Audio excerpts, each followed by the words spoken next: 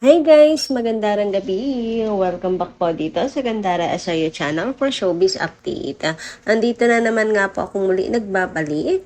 Ang nagmamaganda ninyo katismosang Kimbao, wala na pong iba. Ang lokareta si Gandara Asayo upang magatid sa inyo ng latest update and fresh happenings patungkol kina Kim Chiu and Paolo Avellino. And para nga sa gabing ito, ang tatalakayin po natin at pag-uusapan ay ang kaliwat ka ng blessing kina Kim and Paolo. Yes po, kaliwat ka ng blessing. Kasi doble-doble po ang mga magagandang nangyayari ngayon sa buhay ng Kim Pao.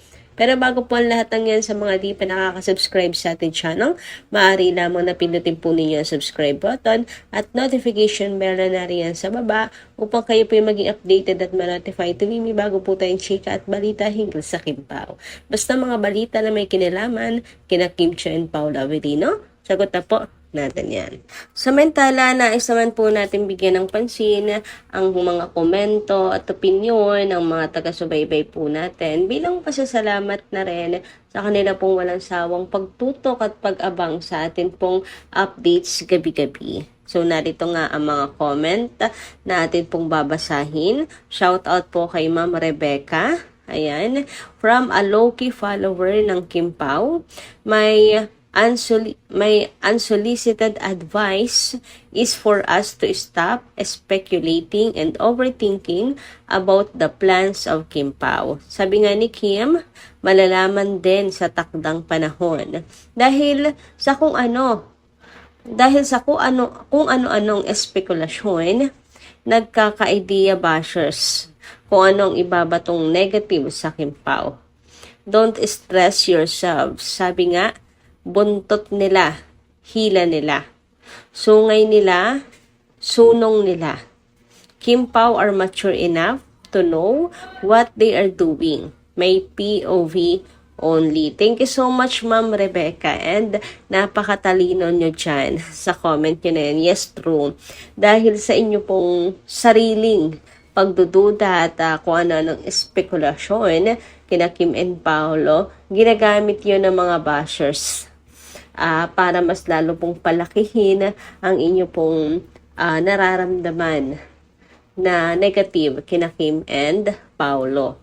So, wag po tayo masyadong mag-overthink sa plano ng Kim Pao dahil hindi naman po sila magpaplano ng mga bagay sa buhay po nila nang hindi po nila pinag-isipan. Siyempre, matured na rin po sila. Nasa tamang edad na po sila. Alam na nila ang kanilang mga dapat gawin at natuto na po sila sa kanilang mga nakaraan.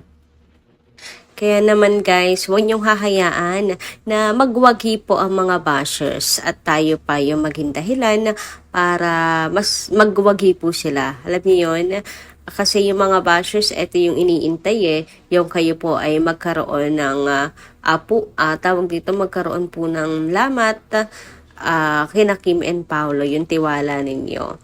Anyway, dumako naman tayo ngayon sa comment po ni Lat and Home Hunter. Sabi niya, Miss Gandara, lahat tayo nangangailangan ng pera. Walang hindi.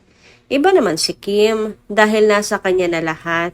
Super ganda, sexy, ang ganda-ganda ng height at kaakit-akit ang kanyang alindog. Kaya iba ang kinikita niyan. Grabe. Kaya binigyan siya ng Diyos ng lahat ng talent dahil wala siyang nanay. Kaya pasalamat tayo at meron tayong kinagigiliwan na super gandang prinsesa na mukhang anghel talaga. Kasama niya yan araw-araw. Kaya magtatagumpay lahat ng kanyang project. At napakabait niyang tao. Matulungin, mapagbigay at maalalahanin. Kim Pao forever. God bless us all. Take care always. Thank you so much, Lat and Home Hunter. And naalala ko, yung sa comment, dito sa comment yun, naalala ko yung sinabi ni Kuya Fong. Kasi before, si Kimi, business-minded na syempre sila, diba, na magkakapatid. So, narinig nyo naman na siguro yung kwento na binibenta ng kanyang kuya, yung picture niya, para magkaroon lang po sila ng, magkaroon lang po sila ng pambaon, pamasahe, ganyan. Hindi ko tanda kung magkano, pero siguro mga 250 lang ganyan yung benta ng niya, picture before.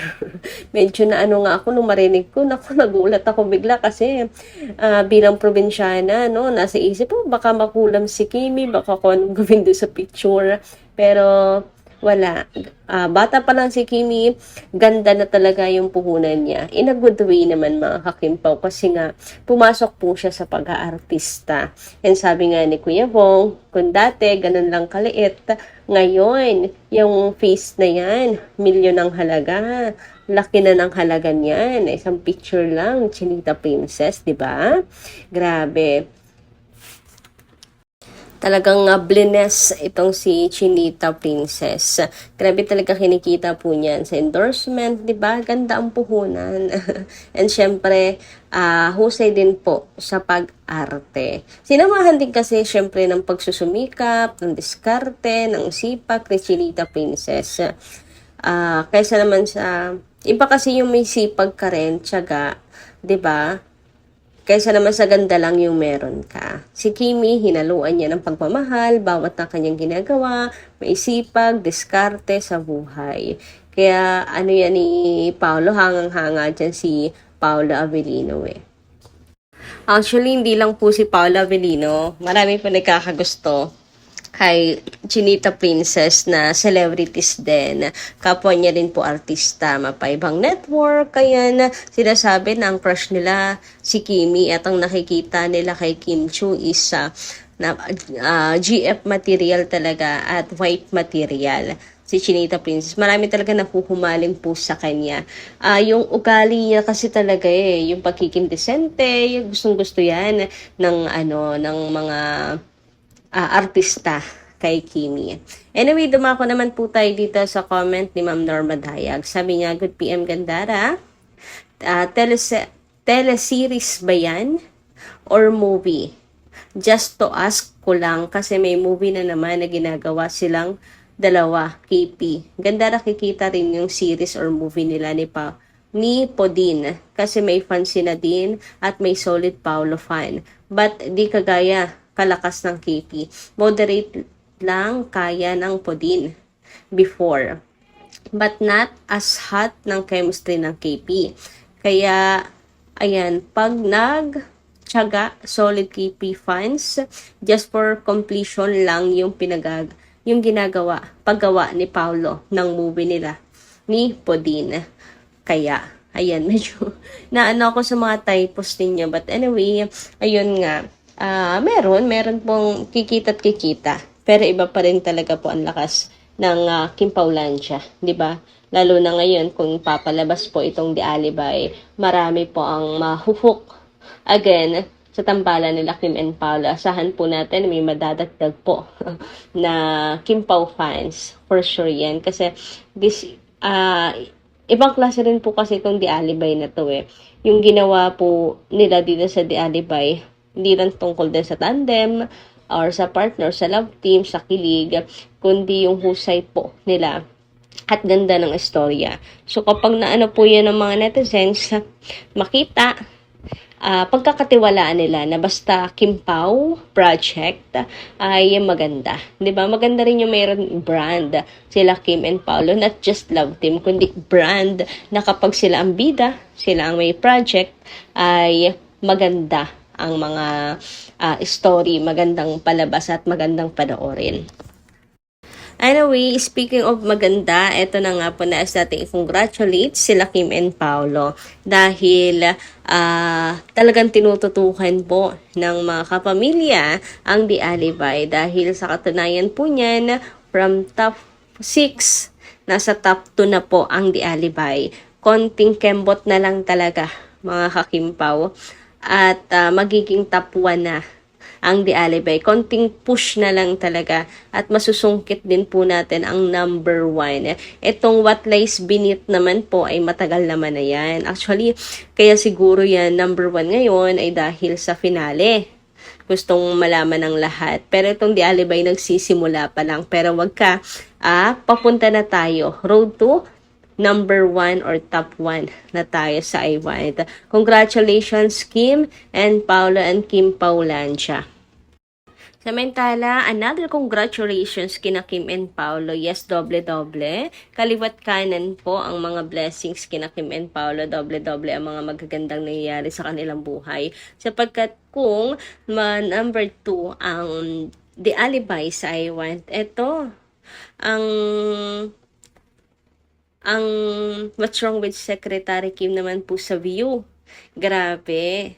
Talagang nagloko na nga yung app dahil sa sobrang dami pong gustong mag-access at manood. Congratulations, Kim Pao. Sabi nga ni Kim, just got a call from view staff.